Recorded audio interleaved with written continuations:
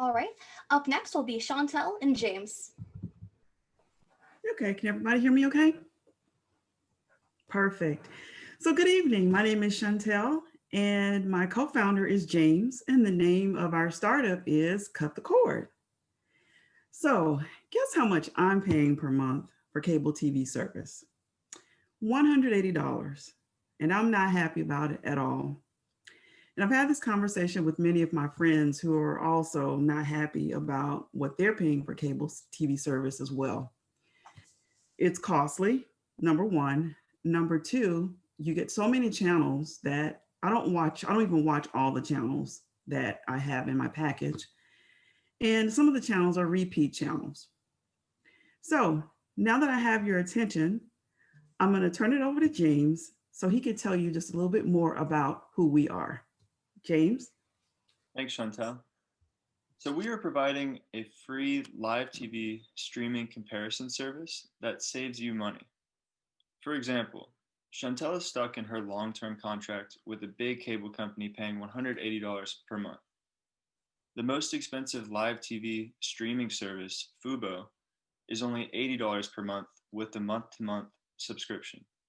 And that is savings of $100 per month, which includes all of those live TV channels she loves, plus unlimited recordings. With savings like that, we believe that there's a huge market for our service. Initially, our target market will be students and young professionals in the Austin area. We'll listen to their feedback and pivot accordingly. We've done our research, and there are no direct competitors to our idea. Our main sources of revenue will come from affiliate marketing and personalized consulting services available for purchase from our website. Wow, did you hear all that? So, I wish I would have had those options or known about those options when I was searching for cable service. So, who's ready to invest and cut the cord?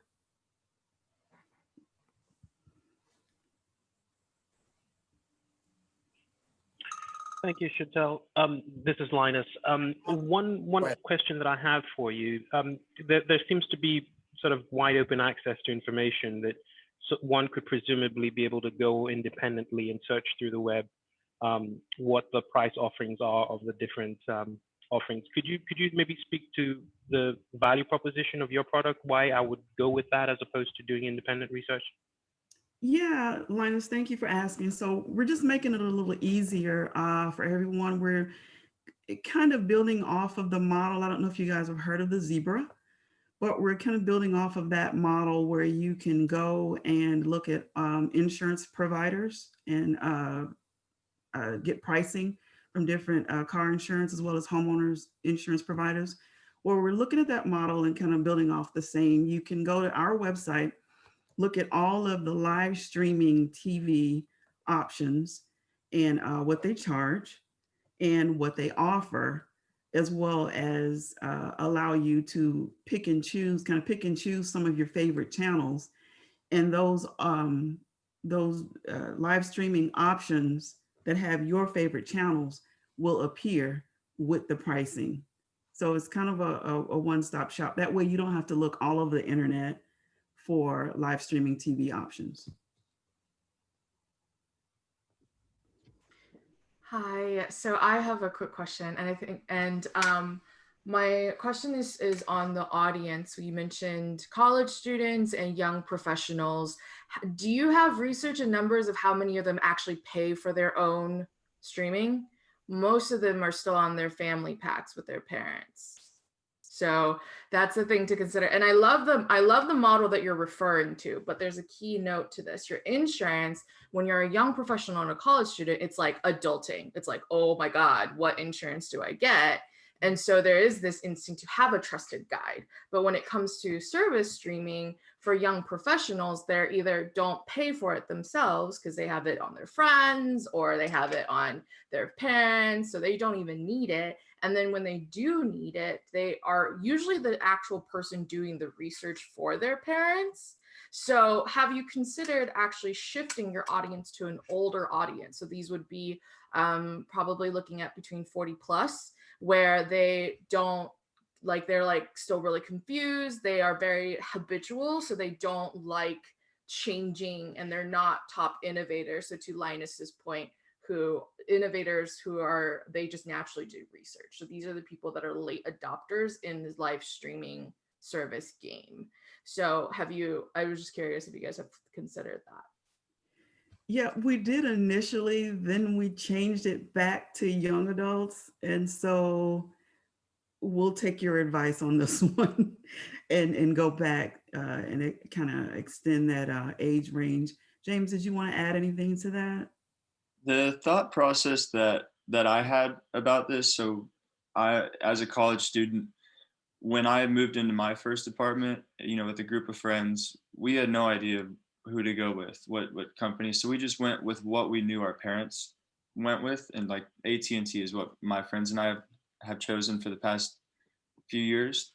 And no, we pay for that ourselves, and it's been very expensive. And so this is a service that would absolutely benefit people in my age range, and people like me and my friends that had to pay for it, and comes out of, obviously we're not working full time, so we get money from our parents, but that money has to be budgeted accordingly. And so the less we have to spend, the better. And I've talked to other of my friends about this, and it seems everyone's kind of that way. But I agree with you that we will look into the older age range, and that's why we want to offer consulting, is because that age is less tech savvy. And so we're worried that those people might not understand.